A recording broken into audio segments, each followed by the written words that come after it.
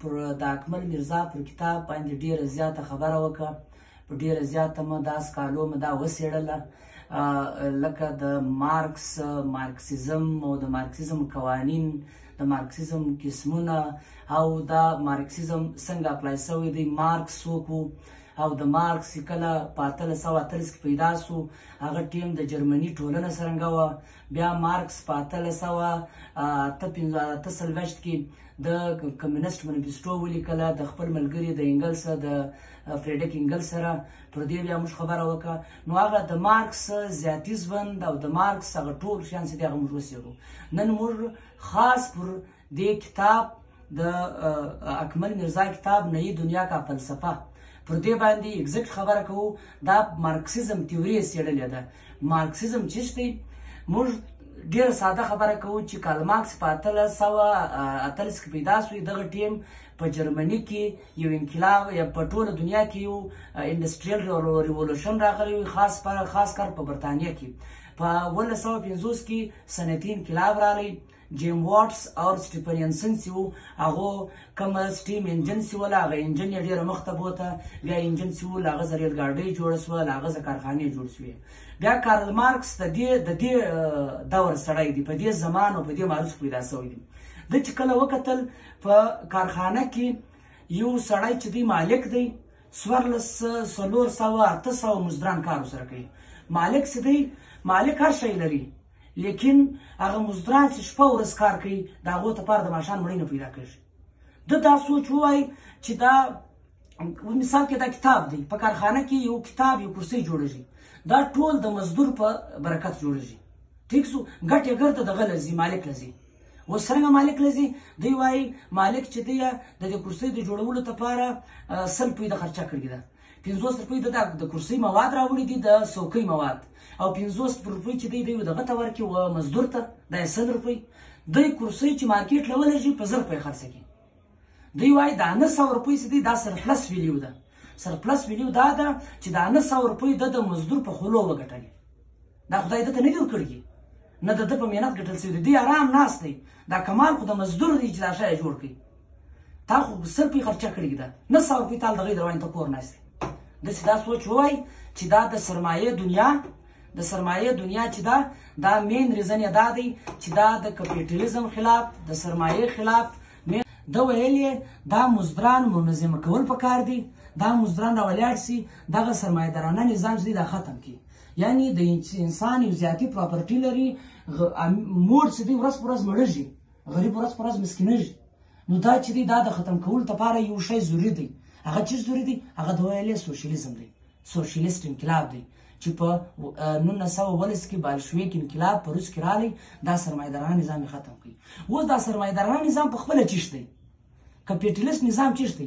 دا داسې دی چې مثال کې په ټولنه کې مزدور دی، دا مزدور کار کوي، او د یو چا زیاتي جاګیر به وي. دنیا چې دی څونه ډېروی سي، جایز و ناجایز دی ډېروی سي. لیکن سوشلیست نظام چې دی هغه وایي نه، دا د ریاست سره به پراپرټي به د ریاست سره وي، د صلاحیت او د ضرورت مطابق کمونیزم او سوشلیزم د هغه مطابق به د خپل ولس ته شی ورکوي. لکه په یورپ کې دا ویلفر سټیټس دي، دا د سوشلیزم یو قسم رنګ دی که نه. نو دا مین ریزن دا خبره کوله. بیا د سوشلیزم باندې، پر سوشلیزم پر یو څو شیان ولاړ دی. د مارکسیزم تیوري چې ده هغه پر یو څو شیان ولاړه ده. هغه دا دی جدلیاتي مادیت.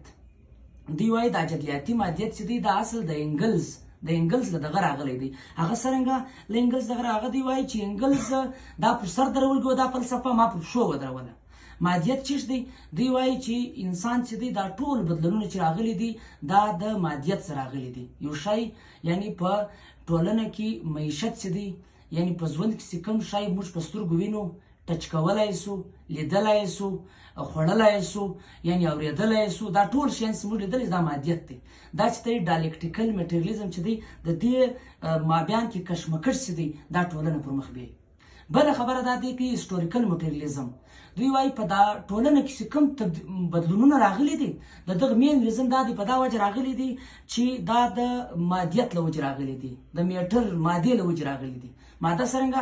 لکه اوس دوی وایي چې اول وار خلک په غرو کې اوسېدو، دا په ښکار یې کاوه، بیا له ښکار زه اګریکلچر رالو، اګریکلچر په خپله ماده ده، بیا کارخانې له رالو، له کارخانې زه سوشلیست انقلاب رالو. دغسې په تاریخ کې چې ته وګورې هسټوریکل میټریالیزم د دې مطابق چې دی دغه چې دی دا چینجز راغلي دي، دا شیان راغلي دي، د دې مین ریزن دا دی د دې په د چینج راځي.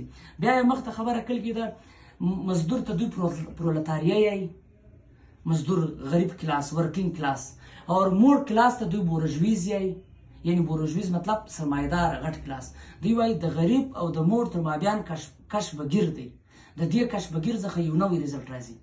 بله خبره دا ده دوی وایي په تضاد کې ضد دی. دوی وایي کارل مارکس وایي شیان په خپل ضد پیژندل کېږي. څرنګه په خپل ضد پیژندل کېږي؟ په هر تضاد کې چې دی مثبت تضاد هم شته. لکه یو شی چې دی د یو شی دوه سپین تور ماښام سهار ښه بد دا شي خپل تضاد شته. دغه تضاد چې دی دا تضاد چې دی خپله مثبت ریزلټ ورکوي. لکه اوس دوی خبره کوي، دوی وایي یو په یټن کې دا چوټه ذره په اردو کې ورته یې که نه چې هغه مزید نه تقسیمېږي، په دغه باندې یو پلس چارج دی یو نیګیټیو چارج دی. دغه دواړه پلس او مثبت چارج چې سره وشنلي بیا بل ریزلټ دا بجلي پیدا کوي. بله خبره ته ګوره، دوی وایي چې د انسان په وینه کې لیمای سیلز دي، زموږ په جسم کې سیلز لیمای زموږ جسم له سیلز جوړ دی، له خلیې څخه. دا خلیه کې لیمای سیلز ماتېږي، لیمای جوړېږي. دغه جوړېدنګ او دغه ماتېدنګ دغه چې دی د انسان ګروت کوي، پر مخ ځي روان دی پلانکا کوي. که یو مخ ګروت وکړي هم تاوان دی، کینسر جوړېږي. که یو مخ راکم شي هم انسان مړه کېږي، سیلز ختم کېږي. دوی وایي ځینې خلک چې دي هغه اصلاح پسنده دي، ترمیم پسنده دي. دوی وایي چې په دغه کې چې دوی چینج راشي، په مارکسیزم کې یا په کپیټالیزم کې، په سرمایه‌دارانه نظام کې دا ماړه خلک په دا کې چینج نشي راتلی. دا چې دی دا د مزدور او د ظالم تر مابین جنګ دی، په دا کې ته چینج نشي راوستی. دا چې تر څو دوی له منځه نه یوسي په دا کې چینج راتللی هم نشي. دا اصلاح پسنده خلک چې دي دا په اصل کې د سرمایه‌دارانه ټولنې ته وده ورکوي. کارل مارکس دا خبره کوي. بل دی دا خبره په دغه کې کوي، په قوانینو کې دوی وایي نپي که دغه کوي. نپي دی دا وایي چې مثال کې اوس ته یو غنم په ساده ژبه کې غنم چې ته مځکې ته واچې، دغه غنم چې خپله ځان ختم کړي نور غنم پیدا کړي. یعنی د یوه شي انجام، د یوه شي اختتام د بل انجام. دا موږ پلانکی ختم شوی لیکن په دې نه پوهېږو بل شی شروع شوی.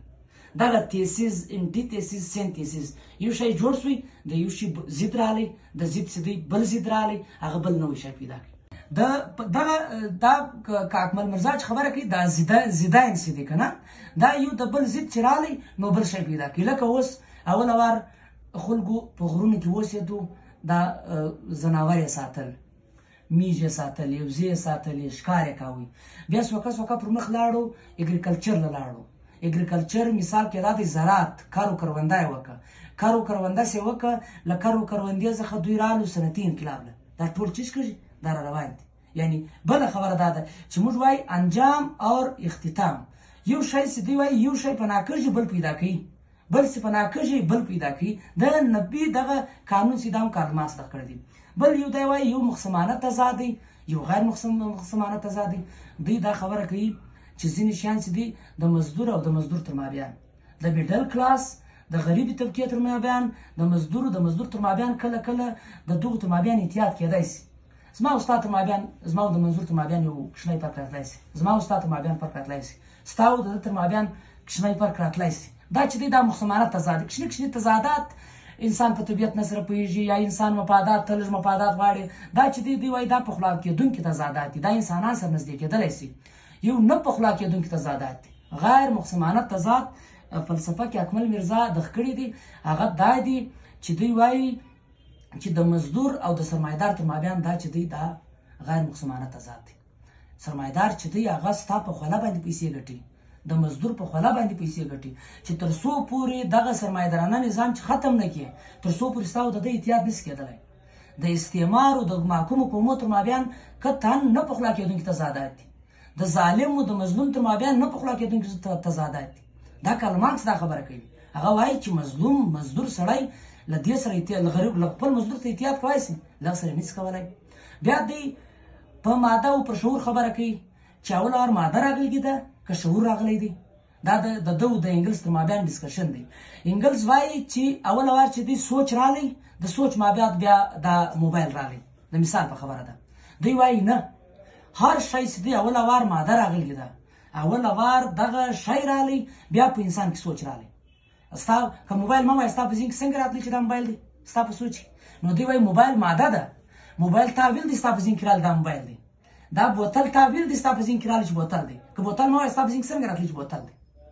نو دا هغه د ده انګلز دی، د ده ډېر ملګری وي او د ده سره ډېر زیات کومک کوي انګلز. هغه ایډیالسټیک اپروچ لري. ایډیالسټیک اپروچ دا دی چې هغه دا وایي چې اول وار خیال رالی بیا میانده راله. دوی نه، دوی وایي چې شیان ګرد چې دی، شیان چې دی هغه دا ګرد له معدې چینجېږي. ماده مطلب چې کوم شی ته خوړای سي، کوم شی ته ټچ کوای سي، کوم ته شی لیدای سي. د مذهب په حواله دوی خبره کوي. دوی وایي دا معیشت څه دی. معیشت څه دی؟ ستا چې دی ستا دا انفراسټرکچر ستا کور، ستا ژوند، ستا کلی، ستا ښار، دغه پلانکا. دوی وایي دا شیان چې دی دا ستا معیشت چې دی ستا ژوند چینجوي. په تاریخي مادیت کې هسټوریکل میټریالیزم کې چې کوم چینجز راغلي دي دا ستا معیشت چینجوي او معیشت د سیاست سره تړلی شی دی. دوی وایي دا انفراسټرکچر دی. سوپر سټرکچر بیا دا دی ستا مذهب، ستا کلچر، ستا ژوند، ستا روایات، دا ټول ستا په سوپر سټرکچر کې راځي. داسې دی دا د سوپر سټرکچر برخه دی. نو دوی دا خبره کوي چې انفراسټرکچر او سوپر سټرکچر، دوی وایي انفراسټرکچر ډېر ضروري دی. په معاشره کې تبدیلي د چینج لپاره انفراسټرکچر چې دی دا ستا ته چې کوم ژوند کې کوې ستا له ژوند په کار راځي، دا شیان چې دی ډېر ضروري دي. بله خبره دوی وایي د مزدور لپاره سنس اف الینیشن، وایي چې یو مزدور په کارخانه کې کار کوي چې کله دوی ډېر کار کوي، دوی د بچیانو تعلیم نشي حاصلولی، دوی د مالک رنګه ژوند نشي کولی، دوی چې دوی خوشحاله کور نشي جوړولی. یعنی دوی چې دا خپل 24 غنټې دوی مزدوري کوي او دوی خپل ژوند نشي کولی. د دې تاوان چې دی دوی سنس اف الینیشن ته بیایي. سنس اف الینیشن په ساده خبره وکړه مایوسي ته بیایي. دوی وایي چې یاره په دا ټولنه زه کوم څه، په دې ژوند کې معنا څه لري چې زه لګیا یم کار هم کوم، منډه هم وهم او د ماښام مړۍ نه پیدا کېږي. کارل مارکس وایي که دوی په دې خبر سو چې دا د ده محنت چې دی دا ټول سرمایهدار ته ځي. دا څه دی؟ دا مزدور چې کار کوي او دته شی میلاوږي نه، دوی په دې نه دی خبر چې دا کتاب خو ده جوړ کړي، په دا کې 80% حصه د ده ده. دا خو په اپوزیت دی، د 20% به هلته مالک ته تلل، 80% به دله تلل. مالک ته خالي دونه حصه تله چې دا ده شیان راوړي دي او لږ به ده ته ګټه ورکول کېدله. صحیح سو. لیکن دوی وایي دا مکمل دغسې دی، دا دغه وړي. نو مارکسیزم دغه کوم کولډ وار وسو د امریکې او د رشیا تر مابین، د برطانیې او د رشیا تر مابین ګریډ ګیم وسوی. دوی راولاړ سو د دغو مابین دا مارکسیزم یې ډېر بدنامه کوي. د مارکسیزم دا مطلب خدای مکه دا مذهب نه مني، یا دا چې دی دا له اسلام سره ټکر دی، یا داسې دی. دا په ټوله دنیا کې دوې تیوري دي. یو سرمایهدارانه نظام دی، یو سوشلیست نظام دی. سرمایهدارانه نظام دا دی چې وروره ته څومره پیسې ګټای سې ګټای، څرنګه یې ګټې ګټای، له تا سره یو حساب نشته. سوشلیست نظام دا دی. کمونیست نظام هغه دا وایي چې یو مزدور کار کوي د صلاحیت مطابق به وده ته معاوضه ورکوي، وده ته به روزي ورکوي، وده ته به روزانه ورکوي.